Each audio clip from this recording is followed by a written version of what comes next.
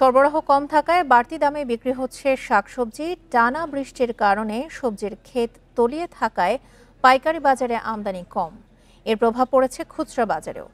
তবে কেউ যাতে অতি মুনাফা করতে না পারে সেজন্য দাবি উঠেছে প্রশাসন এবং ভোক্তা অধিদপ্তরের নজরদারি বাড়ানোর। টানা বৃষ্টির প্রভাব পড়েছে কৃষিতে। অনেক ক্ষেতেই জমেছে পানি। বিরূপ আবহাওয়ায় ক্ষতিগ্রস্ত শাকসবজি, এতে যোগান কমেছে সারা দেশের কাঁচা বাজারে। কুমিল্লার নিমসার বাজারে শাকসবজির সরবরাহ কমায় কিছুটা বেড়েছে দাম। পাইকারি বাজারে বাড়তি দামের প্রভাব পড়েছে খুচরা বিক্রিতেও। সপ্তাহ মাল একটু কম আসতেছে, এই জন্য বেশি বৃষ্টির কারণে অত মাল নষ্ট হয়েছে। কিছু এক সপ্তাহ ধরে বৃষ্টি হইতেছে, মানুষের খেত নামতারে না, কৃষকরা খেত যাইতে না, মনে করেন বাজার মাল তুলতো। সপ্তাহের ব্যবধানে মুন্সিগঞ্জের সব ধরনের সবজি কেজিতে 5 থেকে 20 টাকা পর্যন্ত বেড়েছে। একই অবস্থা সিলেট, খুলনা, বরিশাল, রাজশাহী, বগুড়াতেও। বরবটির কেজি বিক্রি হচ্ছে 80 টাকায়, বেগুন 80 থেকে 100, পটল বিক্রি হচ্ছে 70 টাকা কেজিতে, কাঁকরোলের কেজি গুনতে হচ্ছে 60 টাকা।